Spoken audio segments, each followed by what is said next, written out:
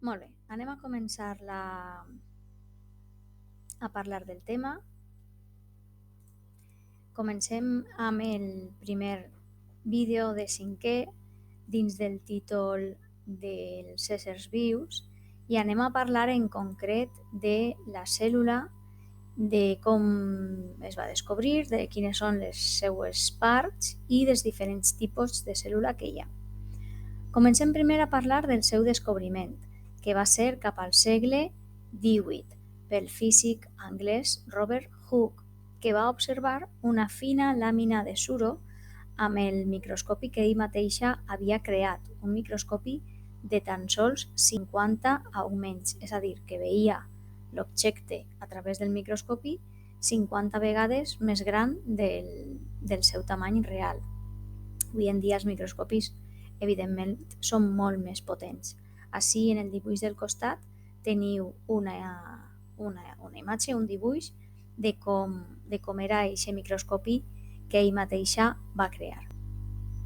Ell va observar una fina làmina de suro i diu que aquesta observació que va veure, el que va mostrar, li va recordar a les cèl·lules que construeixen les abelles al seu rusc i per això les va anomenar cèl·lules. En aquest dibuix d'ací, en aquesta fotografia, tenim el que ell va observar a través del seu microscopi, eixa fina làmina de suro, i evidentment es veuen ahí cada una de les caselletes que li va recordar al rusc de les abelles.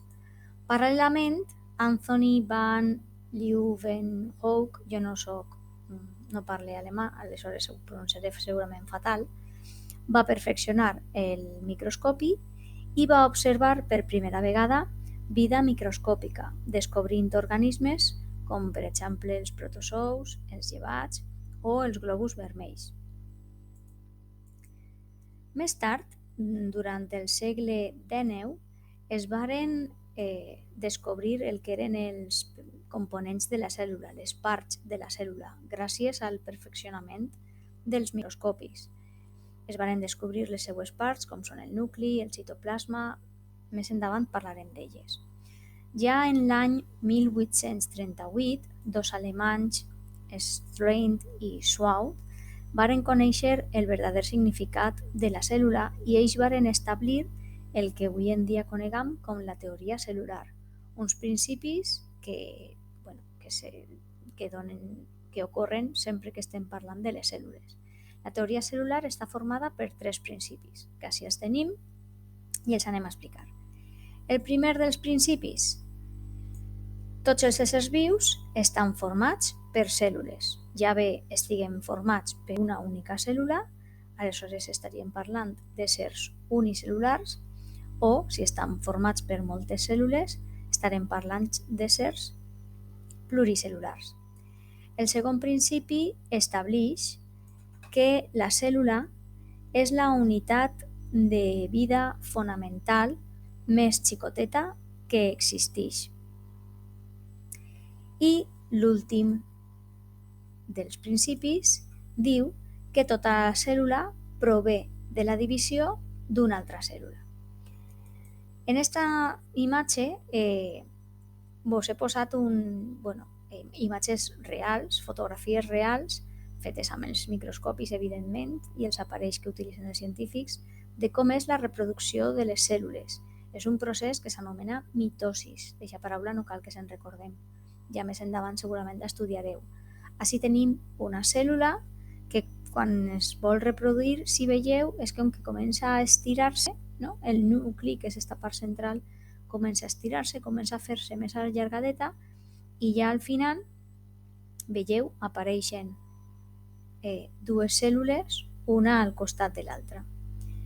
En esta següent imatge tenim un procés semblant, el que passa és que ja no estem veient una imatge real, sinó que és una que s'ha fet amb ordinador, on apareix una cèl·lula, que són aixina, no? Redonetes, esfèriques, ho vàrem parlar en algun moment, nosaltres les veiem planes, però no és aixina, són redonetes.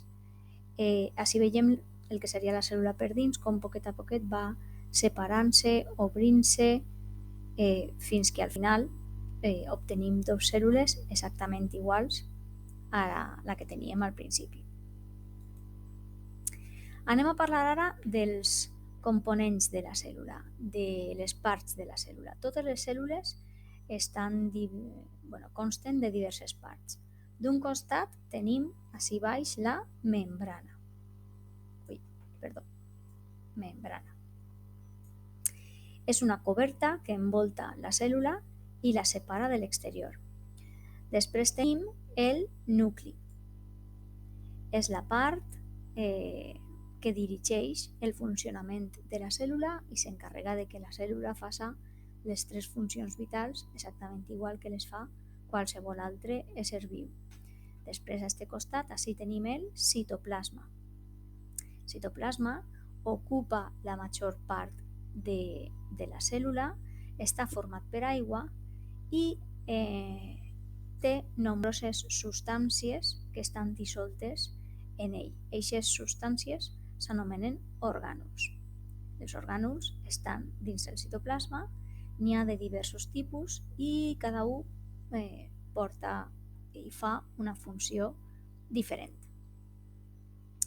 És el que vos comentava abans, nosaltres sempre veiem els dibuixos de les cèl·lules, no? Així tallats per la meitat i per això se pensem que són, o podem caure en l'error de pensar que són planes, però no, estan tallades poc així per la meitat per a que nosaltres veiem bé com són, però realment la seva forma